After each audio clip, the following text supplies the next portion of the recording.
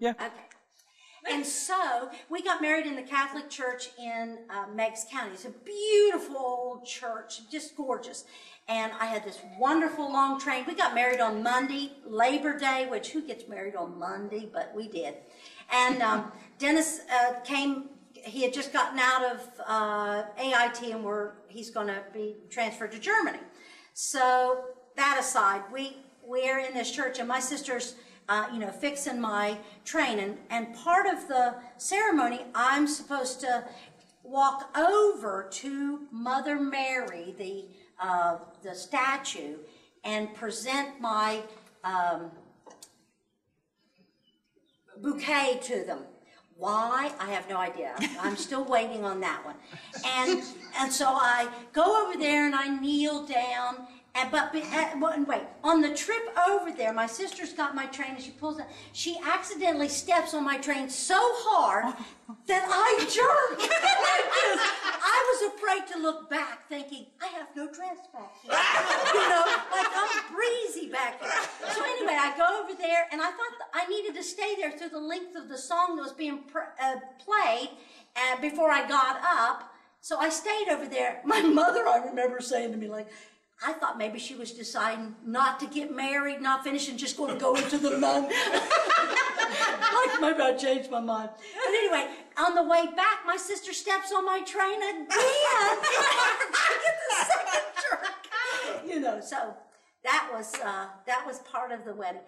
The sad part is when Dennis. Oh well, we went again. It's Labor Day. We go for a honeymoon down in Charleston, West Virginia, and we go to the hotel that's supposed to have like a revolving restaurant at the top.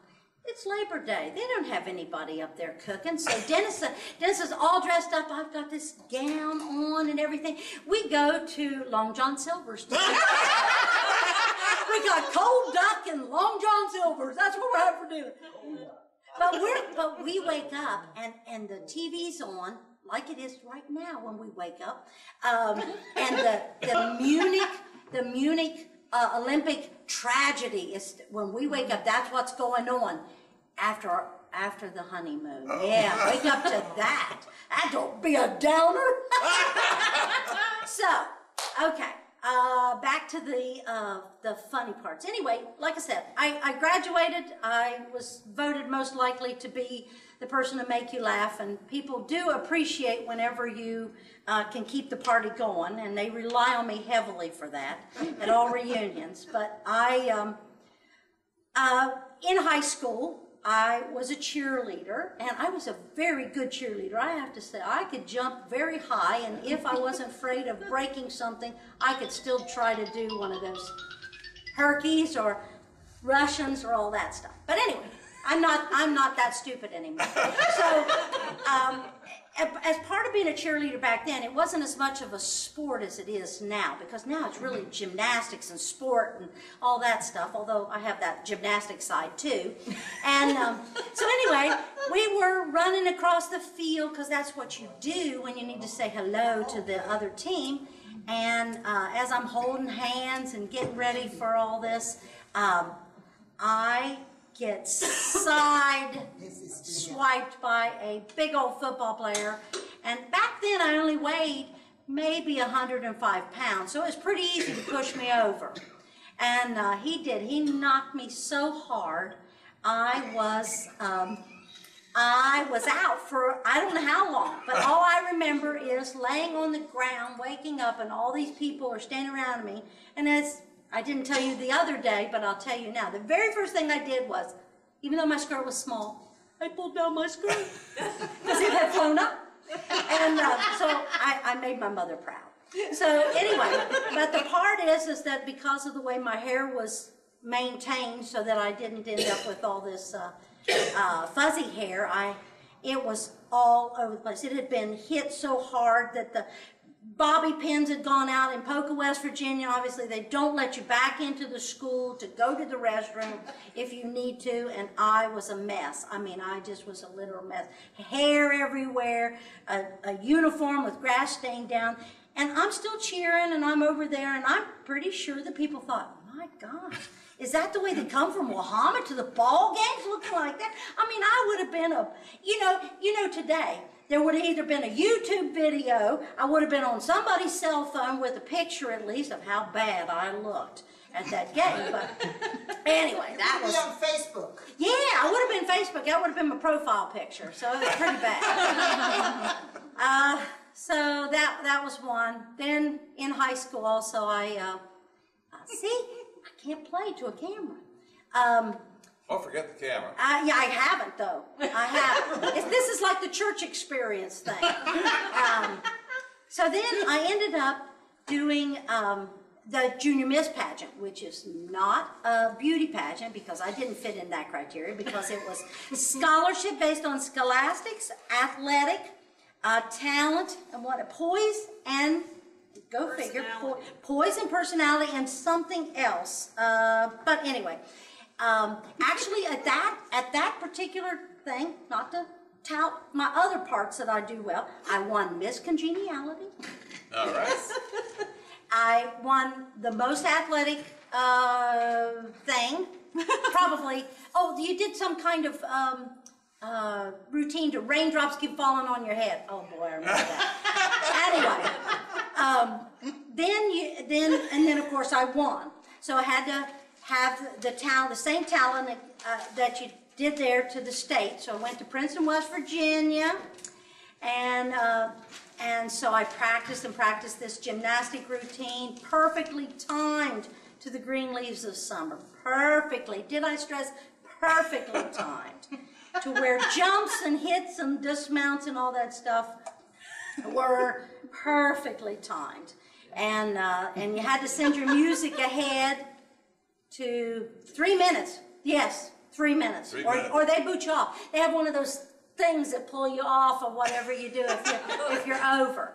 And even there, that because of all the like sponsors, they made us do things like leading up to this, like we had to roll our hair and fix our hair differently, and for like Brooke, what was that used to be a hair product, and I forget what it was, but anyway, I had to take pictures of herself. So all these side things you could win. You were a Breck girl, very good. I could have been a Dove girl, but I wasn't. So anyway, it ended up being that I get to this thing, and we have the meet and greet, and people met me, and I just was being me. Just me. Same Libby. Same Libby, just only 18 years of Libby instead of 58 years of Libby, and I'm just meeting people, happy and everything, and people just kept saying, "Golly, you remind me of Ruth Buzzy," and I said, "What?" And I tried not to look like, "What?" because I found that somewhat offensive. They didn't say you sound like Ruth Buzzy or you kind of funny like Ruth Buzzy, because I thought that had a career involved in it, but you look like Ruth Buzzy, and I'm thinking that, it's not a compliment. So I'm trying not to put on my, golly, I hate these people already. This is the first night. So I ended up, I found my host family. They were a nice group. Morrisons, still remember their names, Morrisons. And so we went there and did all the stuff that you do. You have to go and get your outfits, and the same routine for the athletic thing was raindrops keep falling on my head. Raindrops kept falling on my head, that's for sure. And so my talent was on the balance beam, timed perfectly to 3 minutes. I did as I was told back then. And so I drew the straw. I don't know how I drew the straw. It could have been brown. It could have been something. I don't know how. But I'm a, I'll go first kind of girl. So the balance beam's out there. I never, ever got to practice my music or the talent. Everybody else got to practice. I didn't. I'm sure there's a lawsuit in this somewhere. And so I first night, out of the, out of the gates, I end up getting up there, and I jump up on the balance beam and realize at this point, oh my gosh, they have it timed at the slowest speed. 33, you told me, right? Yep. 33. So instead of being da da da da da da da da da da da, whatever it is now, I think I've wiped it totally from my brain, but it was whoa, whoa. And I realized after the mount, oh, what am I going to do? And I remember turning and thinking, okay, I got to make some snap decisions. That's the only thing it really taught me, is that I could actually make snap decisions in a 3-minute period. So even though people are probably thinking, boy, that music sounds awful. What is she doing up there? And the look on her face looks like she just swallowed some alum. She's got a pucker face. I managed to keep it all together until I dismounted in a spirit, which I will not do now because you will be taking me to doctor's hospital. And I ran off the stage and cried my eyes out, which I could probably do.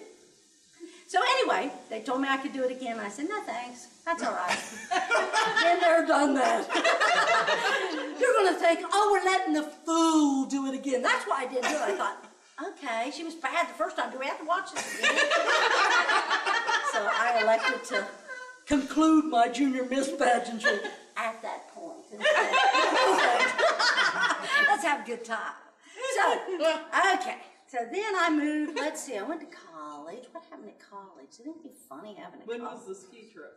Ski trips in the 50s, so break of time. Oh, let's see. Well, yeah, one I don't remember. You guys, I'm having a blank here. So, I got the ski trip, got the... Germany. Yeah. That. Oh, when I traveled to Germany, Dennis said, Libby, everybody speaks English. This is 1970. Everybody speaks English. You have no problem. Yeah, so here I am. I'm expecting that when you get off the plane that it's going to be just like it is in the United States. People run up to you, oh, kiss you, and it's going to be great. Nope, he's not there. I got to go through customs. Okay, so I asked somebody, you know, one of the airline stewardess about it and everything. My parents send me off on this trip, and I'm thinking, oh boy.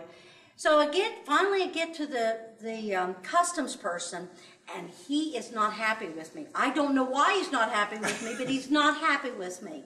Could have been just that the people from the pageant could have called ahead. Don't be happy with her. She has some unfinished business. Okay. So I come to figure out, eventually, I forgot to sign my passport. That is definitely a no-no and could get you, you know, in a stance like this or this way. I'm not sure. So anyway, finally I figured out, but I thought, this is not going well, going to this new... I get to the next level, and Dennis isn't waiting on me. He's not there. So, okay. So I make my way over to the other, to like a USO thing, and finally I ask him, what unit? Ooh, well, let me tell you what his address is, what I've been sending. Finally he comes in. And gets me. So we get off the plane. I mean, we get out and get to the car, and we're coming through the thing, and we get off the onto the expressway, and there at the end of the expressway, my very first 5 minutes in Germany. After that little thing, they're at the end of the area, the exit is 2 people with machine guns in full regalia, stopping everybody. And unbeknownst to us at the time, a terrorist group called the Beiner Meinhof gang had gotten loose, and they were stopping us. And I thought, my mother, if she could see this now, she would say, you need to get back on the plane. I'll pay whatever it is. So then we're driving down the road, and there's all these cute little buildings over here. And so I said, oh, is that where the poor people live? And he said, no. He said, that's their summer house. Their summer house? Yeah, that's where they go, have their little gardens and stuff like that. But I just thought, I was having culture shock.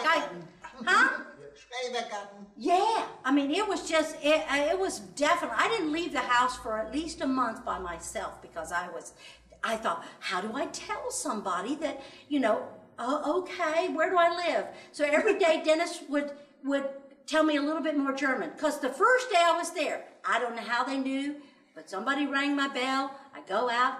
I got Jehovah's Witness. I said, he had taught me to say, ich kann kein Deutsch. And this means, I don't know any German. And they said, that's okay. they said, oh, okay, can we talk to you? No, no, I want to be sure I'm still Catholic.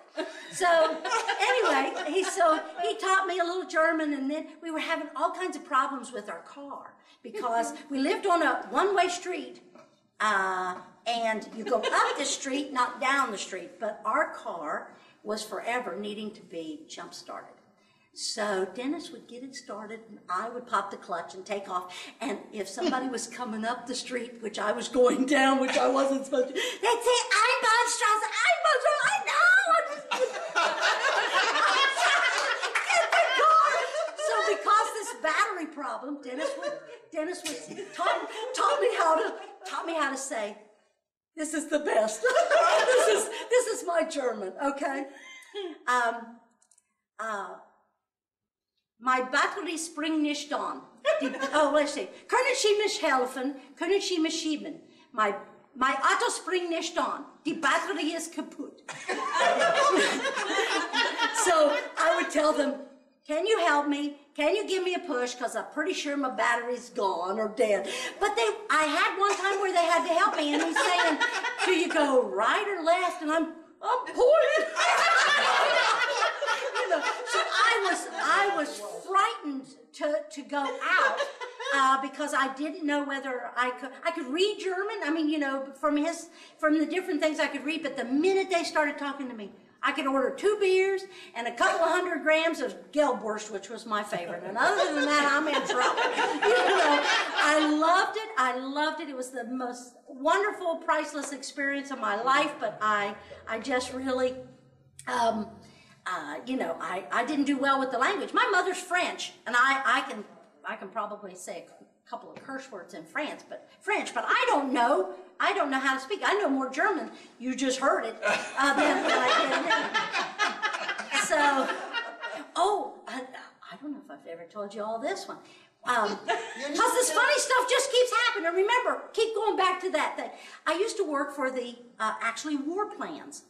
That was my job. I worked for the Inspector General and the Director of War Plans. So the cryptic language that we would type in, that would be how they would.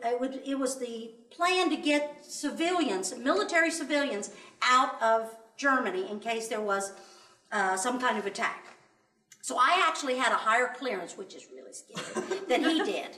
So I knew about some things before he did. And so anyway, I worked in a room that was a cage. You had to lock to get in it. There was a sergeant that worked there. And so when I became pregnant with our older daughter, he had nothing to do with it. So anyway, I'm in this room. There's a red phone in there. If the red phone rang, you didn't say hello. You just needed to pick it up and start decoding what was going on. So I always teased Sergeant, what was his name? Start with an S. Anyway, I always teased him that I was going to go into labor while I was in that room. Well, I was getting horribly, swollen, this, that, and the other. And so the doctor told me the night before, he said, you need to quit work. You need to stay home, get rest, get your legs up. You're retaining too much fluid. So I went in the next day to work, and I told Dennis, I told my boss, I said, I gotta quit. So I signed my resignation and this, that, and the other, and I'm headed out to the car, and all of a sudden something doesn't feel quite right. So I go back in, go to the restroom, Dennis is at the dentist office, and I then go back in, and all of a sudden I'm standing there talking to my full bird colonel and my major and everything, and all of a sudden my water breaks. Oh, the office. I said, I think I'm in labor here. Give me some towels. So I called the hospital, and they said, well, you need to come in. I said, but I'm not having any contractions or anything. Well, it was too far one direction to go back home to change clothes. So Dennis and I laughed all the way. He actually laughed all the way to the hospital. We got to the hospital. I have to pass through the main lobby, and this is what it sounded like. Squish, squish, squish. Because I had not gone back home. And so anyway, 5.5 hours later, Jennifer was born. But poor old Dennis, he's in his military outfit. He's got his full boots on, and every time I'd say, "Ooh, I'm gonna get sick," he'd run, get me the pan, hold, "Ooh, get it away from me." He was so good when Jennifer was born, so good The other two, not so good. When we go to the hospital for David, we're sitting there, and he figured because I did so well the first time, I should just be able to pop them babies out. And we're just waiting and waiting, waiting for David, and he said, look, Libby, you need to tell him you need to get home because you got to mow grass. He was teasing, but and then he loves to look and say, oh, I wonder how they built that. God, look at those ceiling tiles. So with Teresa, we're there, and he said, Libby, I have to sit down. My plantar warts are hurting me so bad. I said, go over there and sit down and leave me. So, needless to say, no more children after that. He's not good in the delivery room. So anyway. Libby, did you tell your story with Compassing. Okay. This is the best of the best. That's all I can tell you. Before I got in the early stages of pregnancy with the older daughter in Germany, we're living on the economy, which is not on base, but out there in amongst the Germans and other populations. We're on the 3rd floor of this apartment, and I'm deathly ill, so I have to go to the doctor because I'm so sick. I can't even hold water down. So I go to the doctor. They give me something to keep me from throwing up called Compassine. We have since learned I am very allergic to Compassine in the most strange way, because remember, if it can happen, it will happen to me. So I go home. We had just come back from a vacation from England and my brother-in-law happened to go with us, who had been reading the book, The Exorcist, which is a very important part of the story. So I'm home. There's German TV or a book about demons. Let's see. So I decided to read. I don't know why. I was bored. So anyway, I'm reading, and I think this was maybe the first day I was home, which was how allergic I was to this medication. I'm waiting for Dennis to come home for lunch, and all of a sudden, I notice that my eyes are wanting to go up all the time. There's nothing on my ceiling that's new that I needed to look at, but it just keeps rolling up. So it's like this. And then a little later, my tongue does not want to stay in my mouth. It seemed very nervous. And I don't remember being nervous, but it was nervous. The book wasn't making me nervous, but my tongue flipping in and out of my mouth was beginning to make me nervous. How did that work? The tongue. You know, it started out very small. It really was more of an involuntary. Like a dog who kind of licked. So anyway, I started to get a little worried because this eye thing and the tongue thing was not my normal behavior, even for laughs. So I walked down to the corner because we didn't have a telephone. I needed to call Dennis and find out when he was coming home so he could tell me, you look weird. So anyway, I dialed the number at the microwave site. I got a piece of tape on my mouth because I cannot keep my tongue in my mouth. But by the time somebody answered, who was not Dennis, because I will have a hard time taking, and him being able to recognize, I elected to just hang up the phone. So I figured he will come home eventually. So, and I'm not sure he taught me the German word for, I think my tongue is, if I had anticipated, or if we go back, I'll make sure that he teaches me. I'm having an ocular contract, if that is in German. So anyway, I go back home. I'm not reading at this point. I do make sandwiches, and I'm telling him a little bit about this, and all of a sudden, and I mean all of a sudden, the jaws are going, and you can literally hear my jaws cracking. They're cracking, and then the head is flipping. And my eyes are rolling out, and they're rolling up, and it's so contorted. And Dennis says, what is going on? I told you, I didn't know this. And I said, I think you there wasn't a lull in there to where I could say quietly, I think I'm having a problem. I mean, I was either having a seizure or epilepsy. I don't know what it was. But it still hurts to do that. So anyway, he drives me up to the dispensary, which again is only a mile away. I'm pretty sure I figured out that the lower half was working just fine. And I ran all the way from the parking lot into the dispensary. Can still see it to this day. Get in there. I go up to the receptionist, I'm sure who was military. They were not civilian. And I did, you know. And they said, what's your name? You know, here's my ID or whatever. Go sit out there, you know, in a long line of these kind of chairs. You know, sit and wait. We'll get a doctor. And I don't know how long the doctor was going to come and visit or get me or whatever, but just so happened there was 2 doctors, one from India and an American doctor.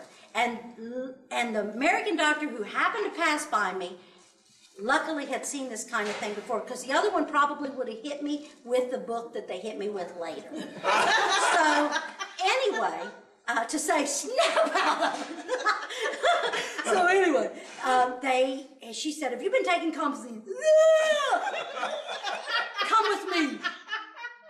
Put me in a room, put these rubber things in my mouth to hold my mouth like white things, you know, and gave me shots. And I didn't even care at that point because I needed shots. And I'm scared to death of shots. But I relinquished hip and whatever else they wanted to do to get these shots in me. And then it subsided. It just went away. But boy, I tell you, it was crazy. It was crazy because it was like Dennis had married. And again, somewhere in all of this, I kept thinking, The Exorcist, you know, a good Catholic girl never goes down the demon route without, you know, some holy water and a cross on your forehead. And I just figured I had given the devil way, way, way too much leeway. And then later on, you know, I went skiing one time, and I didn't intend to go skiing, kind of like I didn't intend for all that other stuff to happen. But a friend talked me into going skiing and actually trying skiing as opposed to just tubing, where you sit in it, you go down, you yell, you have a good time, you don't worry about anything else, or inflicting pain on anybody else either. But she said, no, just go through the lesson, see what you think. And it's okay, I could do, you know, a little bit of this. I knew how to stop. I figured that's the best thing instead of an old lady going, woo. But once I figured out I could stop, I wasn't too bad. They failed to tell you how to get off of the ski lift, how to get on and how to get off, which is as important as learning to stop. But they failed that one, I will say. So anyway, I'm trying all the slopes and not doing too bad.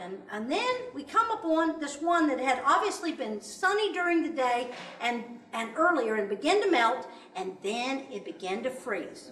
And so we come around this corner like this to go to the lift and hit a patch. This was the black ice that my husband always tells me to watch out for. And I hit this patch of ice, and I slid to where I have one ski between what I can assume was a very young man who did not expect to have a woman peeled up against their back, laughing uncontrollably. I mean, to have an old lady on your back is one thing, but then to have one jiggling on your back is another. And all I could say is, I'm sorry, I can't move. You know, the tongue wasn't flipping in and out, or the neck wasn't doing, but I can't move. The girl who went with me, the lady who went with me, she's there, she said, I will never go with you again. But I couldn't help it. I'm stuck. His girlfriend's up here. The only thing he can do is move forward and get on the lift like he's supposed to, and get me off his back. I just thought, oh my gosh, I mean, you know, how embarrassing, because I hit his back, and I'm sitting there, I can't even talk. I'm so, because it was on a slope like this, so gravity was working. You know, and I'm saying, anyway, and then I darn near took somebody out coming off the ski lift, because I didn't realize you have to ski off, you'd be ready to go, and I'm flailing and, this, that, and the other, because you didn't do some serious wipeouts there, so. That's it. I can't think. Do you know him? I'm thinking. No? No. There probably is, but, what can we say? Best of the best.